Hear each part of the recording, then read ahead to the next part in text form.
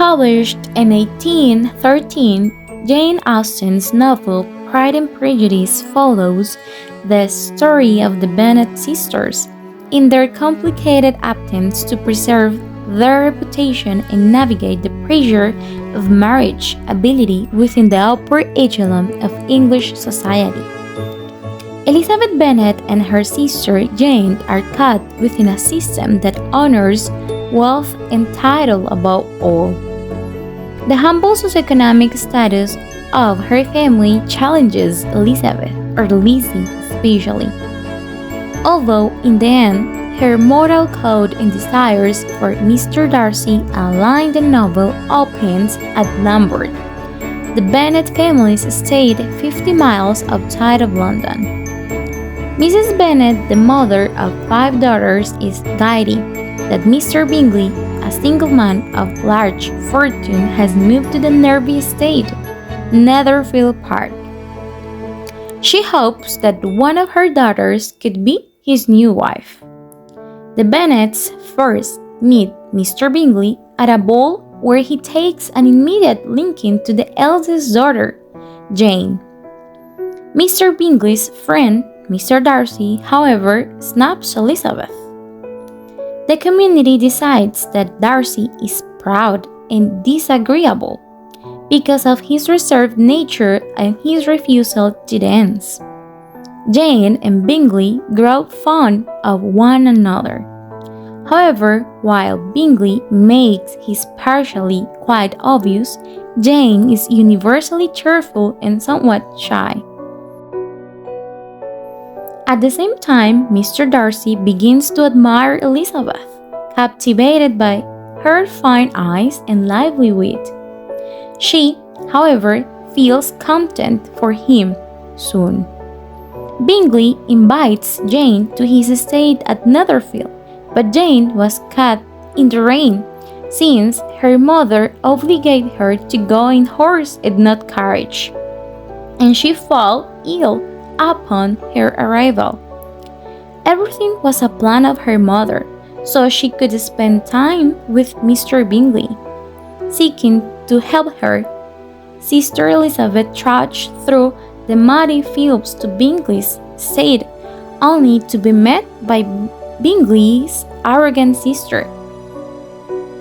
Darcy, who is also staying at Netherfield, will grow warmer toward Elizabeth, even as she sees him a haughty and proud. Mrs. Bennet and her younger daughters come to Netherfield to check on Jane, and Elizabeth is mortified by their foolish behavior and complete lack of manners. Bingley's affection for Jane grows after Jane recovers. She returns home with Elizabeth soon after Mr. Bennet's distant cousin, Mr. Collins, paid a visit to the Bennets' home in Lambeth. Mr. Collins is in line to inherit Lambeth because the estate has been entitled away from any female children. Mr. Collins is a silly man speaking in long, pompous speeches with an air of solemn formality. He soon asks Elizabeth to marry him. Elizabeth refuses, and Mr. Collins ends up marrying her practical friend, Charlotte, instead. Meanwhile, militia officers have moved into the nearby town of Meryton. One officer, Mr. Wickham, seems to be an enemy of Darcy. He tells Elizabeth that he was the godson of Darcy's father, who had promised Wickham a good inheritance. According to Wickham, Darcy failed to fulfill his father's dying wishes and left Wickham without any money.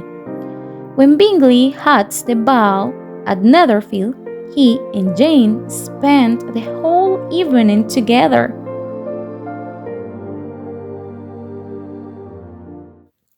Darcy asks Elizabeth to dance, and she reluctantly accepts.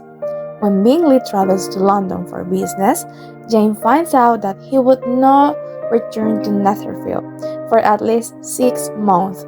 In addition, Bingley's sister wants Bingley to marry Darcy's young sister, Georgiana, in order to unite the two family fortunes.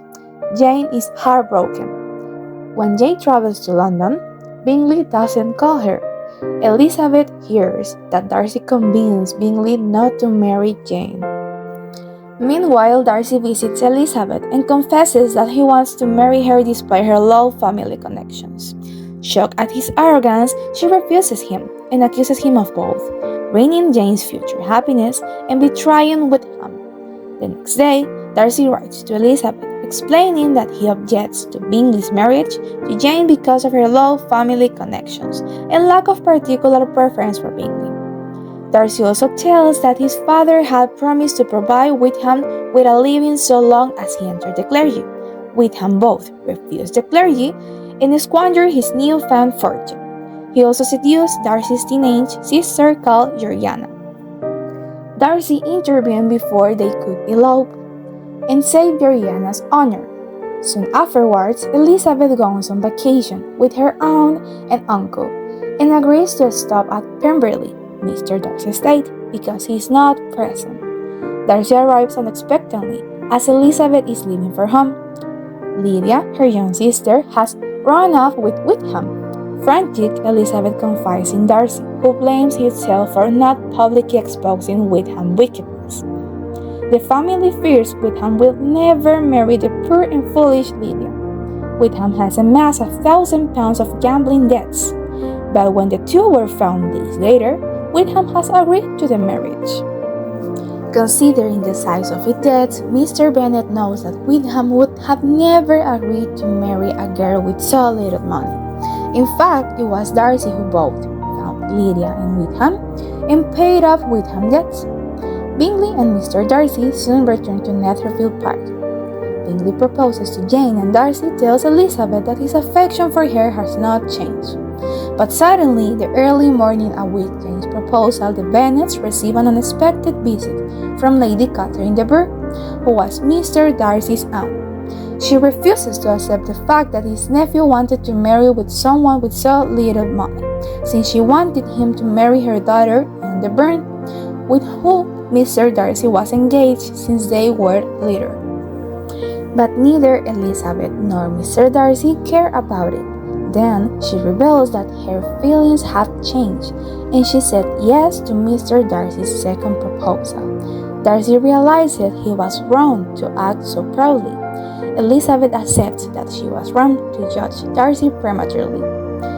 In the end, Mr. Bennet delighted that his two oldest daughters have married so happily, and Mrs. Bennet is glad that her daughters have married so prosperously.